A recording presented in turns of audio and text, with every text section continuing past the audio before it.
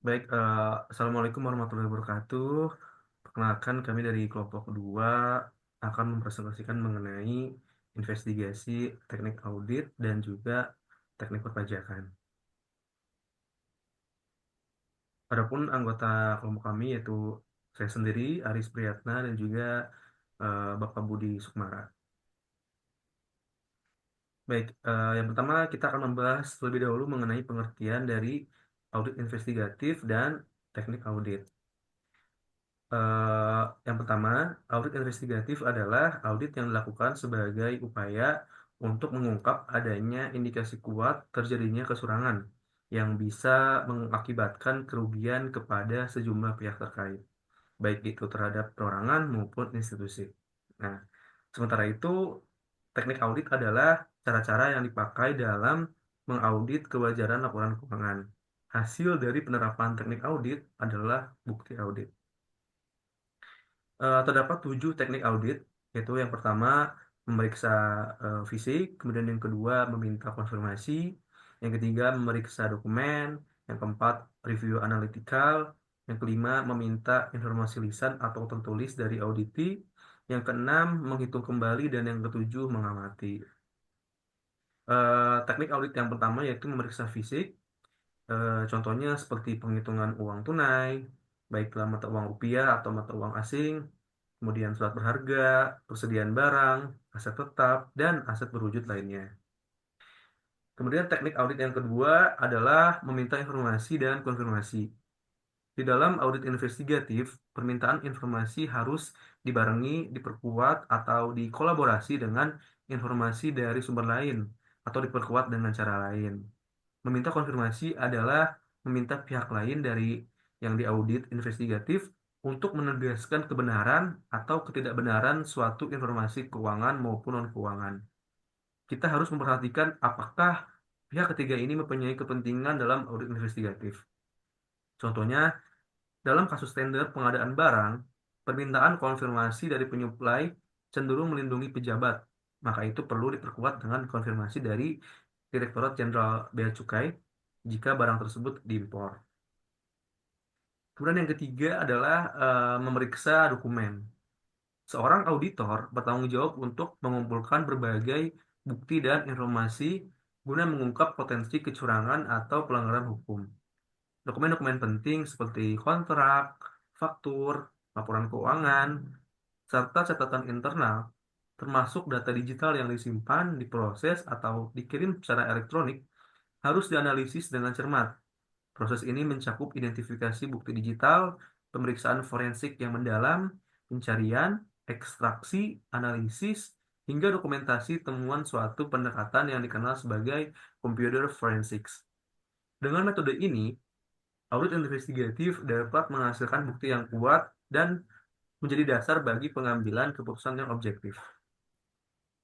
Kemudian yang keempat, review analytical sebagai suatu bentuk penalaran deduktif. Tekanannya pada penalaran dan proses berpikir. Penalaran yang membawa auditor atau investigator pada gambaran mengenai wajar, layak, atau pantasnya suatu data individual disimpulkan dari gambaran yang diperoleh secara global, menyeluruh, atau agregat. Review analytical meliputi perbandingan antara data keuangan menurut catatan yang apa yang wajar atau layak harus terjadi, sehingga berusaha menjawab sebab terjadinya kesenjangan, apakah ada kesalahan, fraud, atau salah merumuskan patokannya. Kemudian yang kelima, meminta informasi lisan atau tertulis dari auditi. Eh, Meminta informasi lisan atau tertulis dari auditi atau inquiries of the auditi adalah salah satu teknik audit yang digunakan untuk menggali penjelasan klarifikasi atau keterangan langsung dari pihak yang diaudit terkait transaksi, proses, atau kondisi tertentu. Teknik ini biasanya dilakukan dengan yang pertama wawancara langsung atau diskusi dengan pihak manajemen, staf, atau pihak terkait lainnya. Kemudian yang kedua, permintaan tertulis seperti surat konfirmasi, penjelasan resmi, atau notulen rapat. Yang keenam, menghitung kembali. Menghitung kembali atau reperform tidak lain dari mengecek kebenaran perhitungan, yaitu kali, bagi, tambah, kurang, dan lain-lain. Ini prosedur yang sangat lazim dari audit. Biasanya tugas ini diberikan kepada seorang yang baru mulai bekerja sebagai auditor, yaitu seorang junior auditor di kantor akuntan. Di dalam audit investigatif, perhitungan yang dihadapi umumnya sangat kompleks, didasarkan atas kontrak atau perjanjian yang rumit. Mungkin sudah terjadi perubahan dan renegosiasi berkali-kali dengan pejabat atau kabinet yang berbeda. Perhitungan ini dilakukan atau disupervisi oleh investigator yang berpengalaman. Selanjutnya akan dijelaskan oleh rekan saya yaitu Bapak Budi Sukmara. Baik, saya akan melanjutkan untuk poin 7 yaitu mengamati. Mengamati dapat dilakukan dengan memanfaatkan indera kita, bisa salah satu atau beberapa indera sekaligus untuk mengetahui sesuatu. Hal ini memungkinkan auditor untuk memvalidasi informasi, mengidentifikasi risiko, dan membuat penilaian berdasarkan pengamatan mereka. Penting bagi auditor untuk mencatat temuan mereka secara lengkap dan mengikuti prosedur audit yang relevan selama pengamatan. Dalam teknik ini, auditor mengamati secara langsung proses, aktivitas, transaksi, dokumen, atau aset yang relevan dengan audit. Dalam beberapa kasus, pengamatan dapat dilakukan sebagai cara untuk mengonfirmasi informasi atau aktivitas. Auditor dapat mengamati tanda-tanda konfirmasi fisik dari keberadaan aset atau transaksi. Selanjutnya, audit investigatif dengan teknik perpajakan.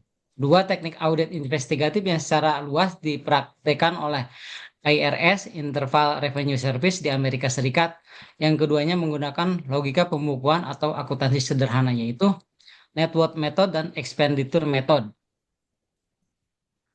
Adapun Net Worth Method diterapkan oleh kantor pajak Amerika Serikat, IRS.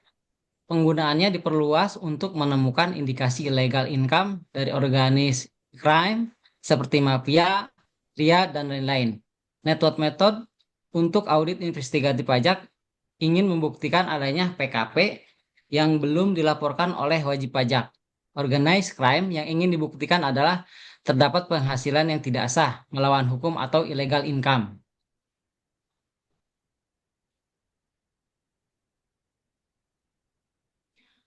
Network method untuk perpajakan.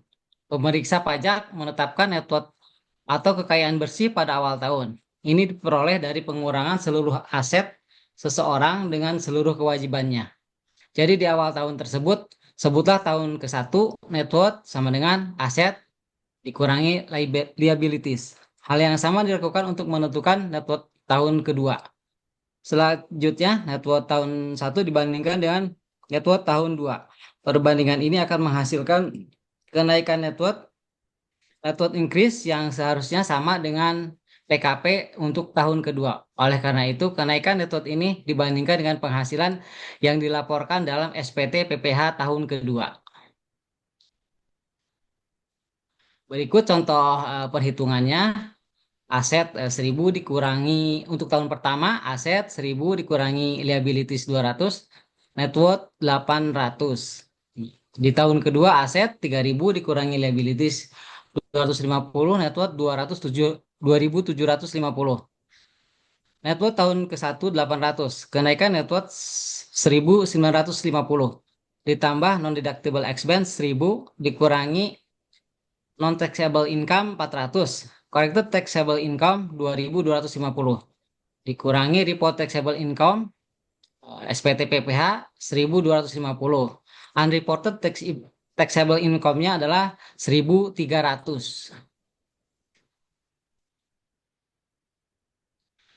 Network method untuk organized crime.